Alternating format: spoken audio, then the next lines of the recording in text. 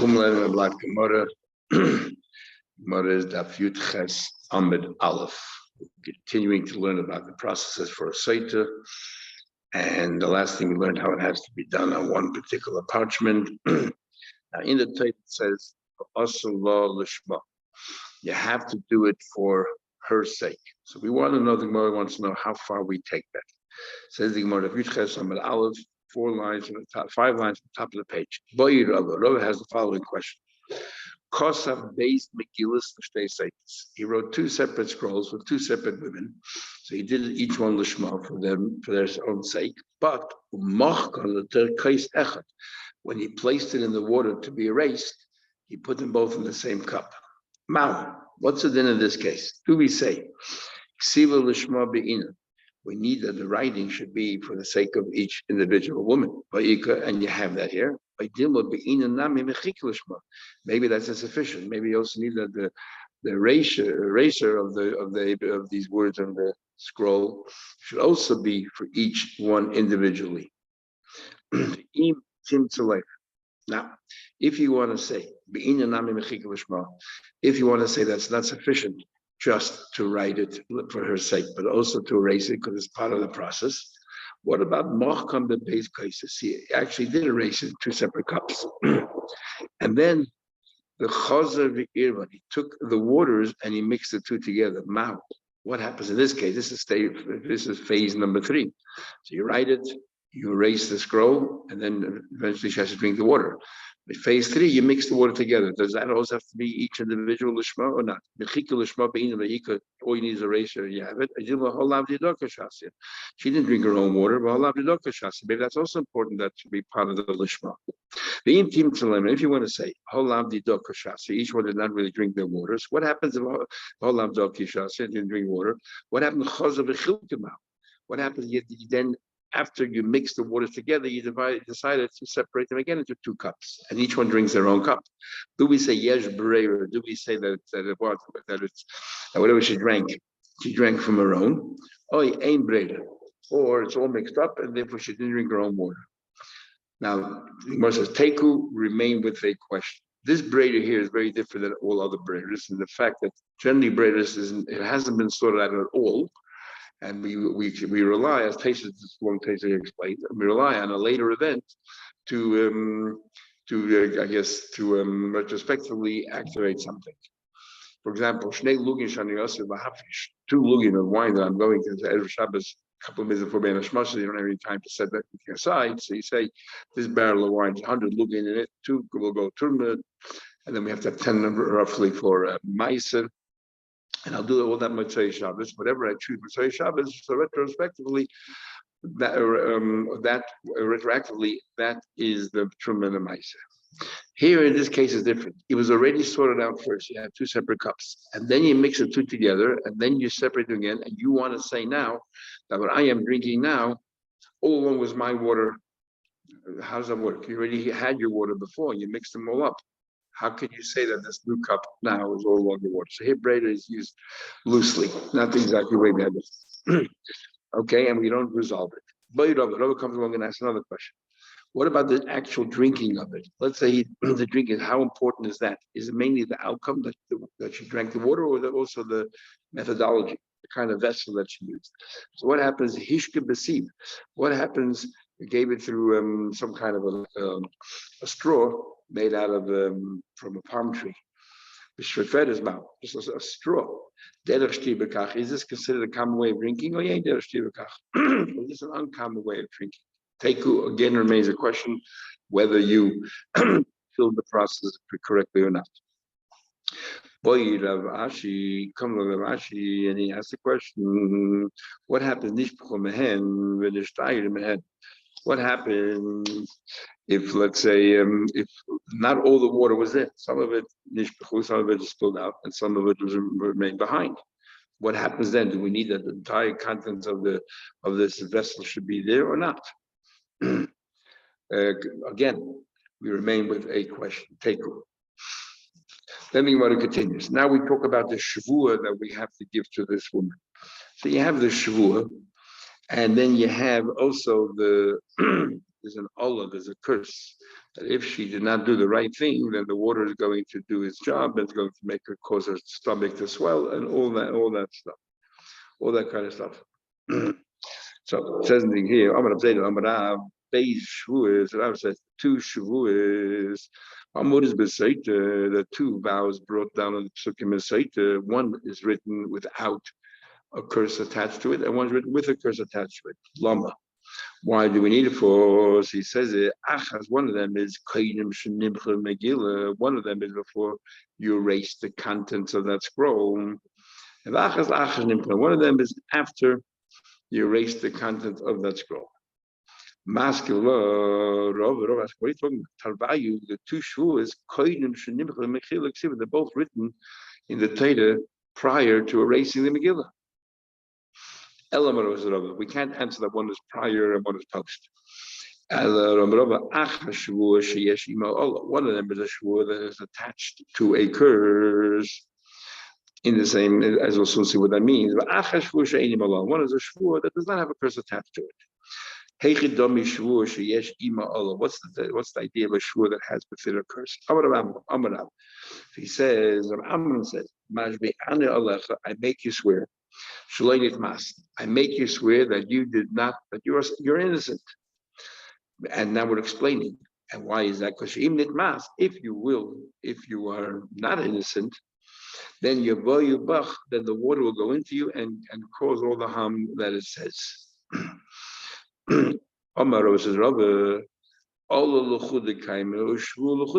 What your statement is one thing is I make you swear that you did not do anything untoward.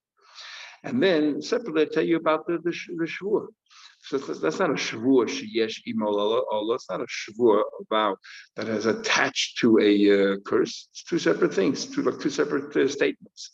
One is the curse that she has to make, and the second one is the punishment or the curse that will happen. That's not a shvur that has with it a curse. So there's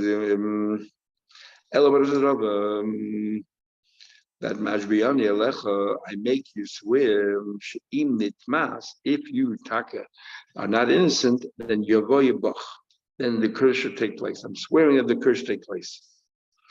Omar Rav said, really, so the swearing is not that the curse will take place. I'm saying is that I'm swearing, you make you swear that if you are not innocent, then the curse should take place.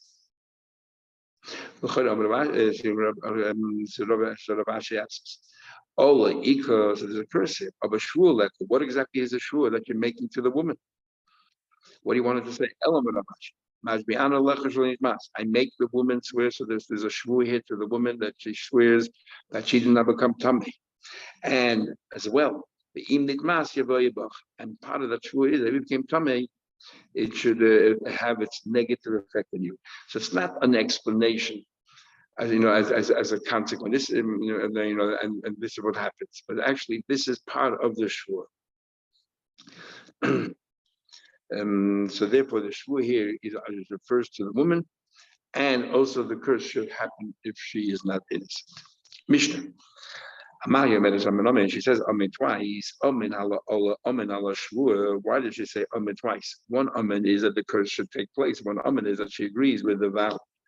Amen means and once the husband is suspicious and has her swear about this particular individual, he has a right to ask her to swear about other individuals as well. That's known as Gilgul Shvur, which is from the Torah here by Sotah. And we learned, the Rashi says, maybe we learned that the whole concept of Gilgul Shvur. But Metzia, the traces in the beginning of the Sechta, the whole argument of Gilgul Shvur by other things, it's Mahat Torah or only Medrabban, different opinions and tastes. But definitely here, it's Mahat Torah by Sotah. Amen mizeh, amen mishachar. Amen shaloi shatiz elashatiz yarusa unasu. You can also make a swear that not only that right now after we're married nothing happened, but you know what? I'm going to have you swear also while we were engaged. Did anything happen or not? And once you have one shvur that you're legitimate, you can also add other shvurs. Gilgul shvur, you can throw another shvur on.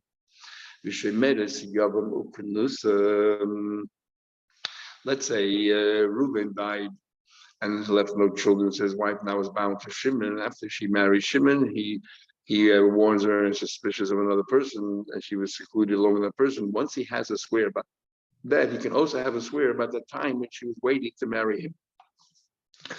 Amen Shalinit Macy. And then also Amen, she can say Amen in the past. That never became a Tameh, right? She accepts the shvur, no, I'm innocent and nothing happened. and the im nitmesi yavoibi. And then she says, and if she's now accepting also the curse. She's saying the second Amen, I'm accepting the curse. If I did become Tameh, then let the waters do what they have to do. So that's what we explained before, Amen on the Shvur and Amen on the Ol. That Meir says, interesting, Amen Shalei Nitzmesi, not only I talk about the past, but Amen Shalei Etba. And I also say Amen in the future. Nothing is going to happen. And if something happens, not that now it will take effect, but when it happens, the water sort of regurgitate and do its damage. Hakol Shavin, everyone agrees. She'ain masna ima. One thing for sure, he cannot have his wife swear on periods of her life when it does not affect him at all. Loyal before they got engaged, or after they get divorced. He can't make her swear about after they got divorced, that you won't have any affairs with anyone. Doesn't affect him.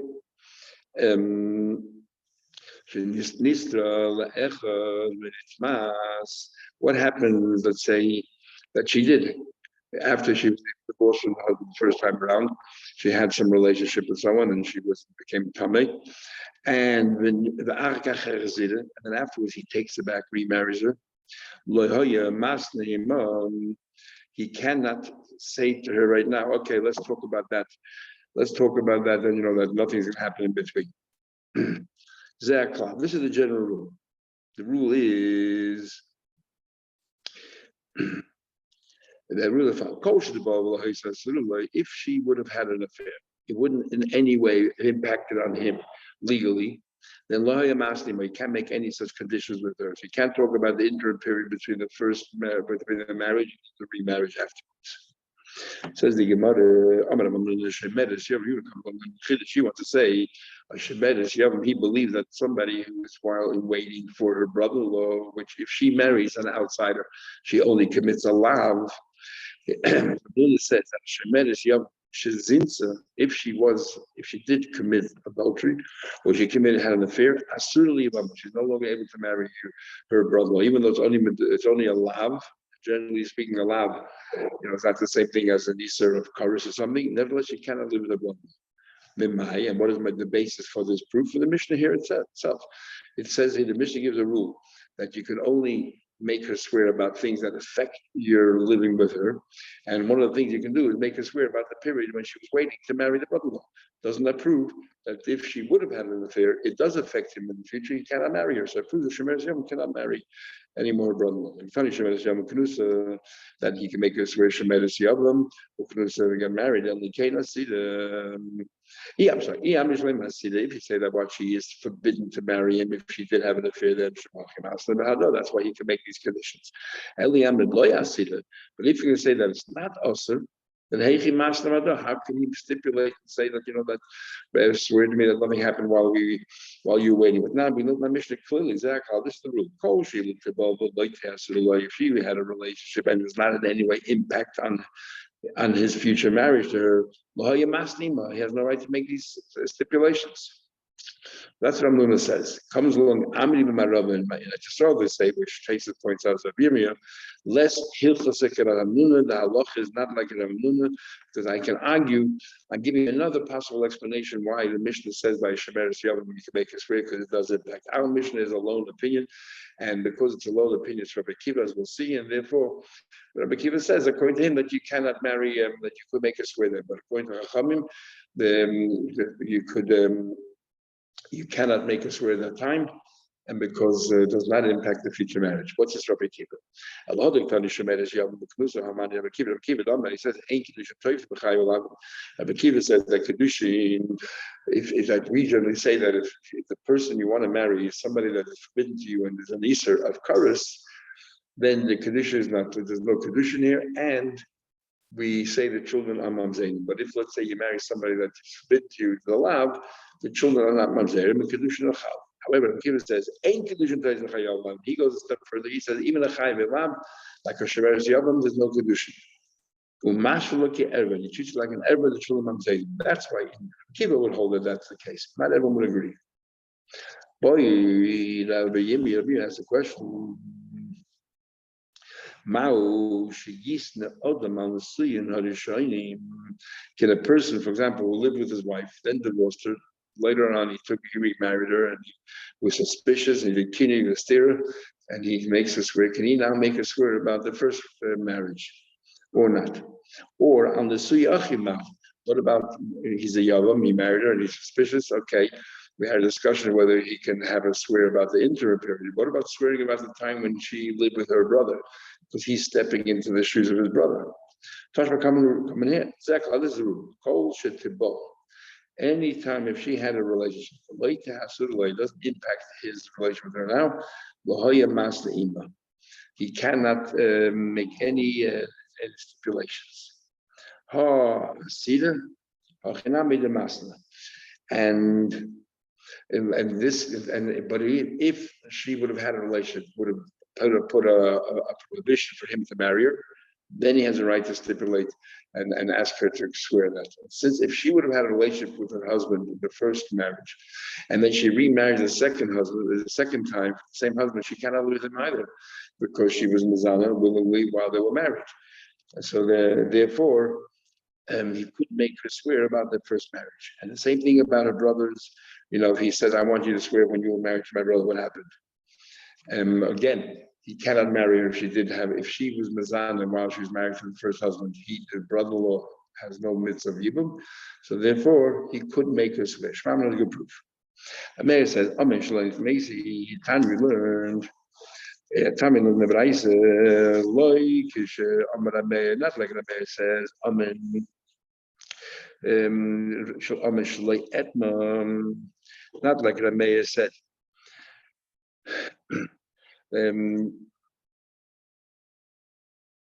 It doesn't mean shaloi etma she'im kitma. It didn't mean that if I will in the future do something wrong. Mayim the water will take the water right now will have an effect on me.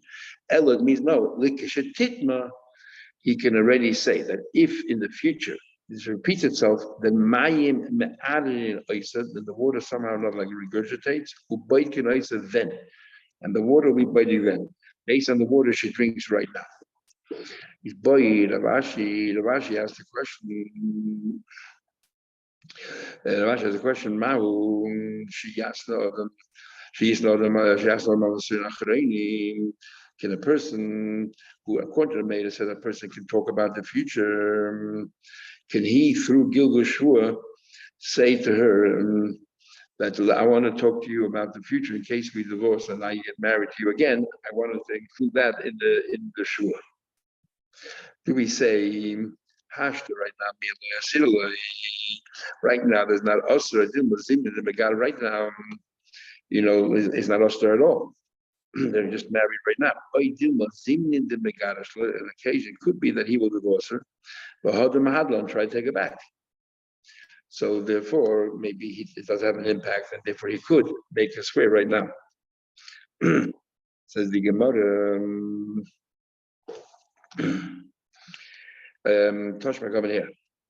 Hako Shtov, it says in the mission, everyone agrees, you cannot make any conditions, not on the period before they got engaged, not on the period after they get divorced. What happens what happens if she then, in the interim period, had stayed with individual, and she had a relationship, and then the first husband remarries her, he cannot talk about the period, the interim period, and why? Because it impacts the marriage.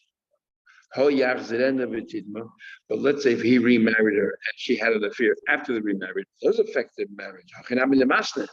It doesn't. Therefore, he could, in the first marriage, already stipulate about future marriages as well, making it swear right now that she's not going to have any affairs in the future. It says in Pasuk, Zois, which is a word which generally limits this and not something else.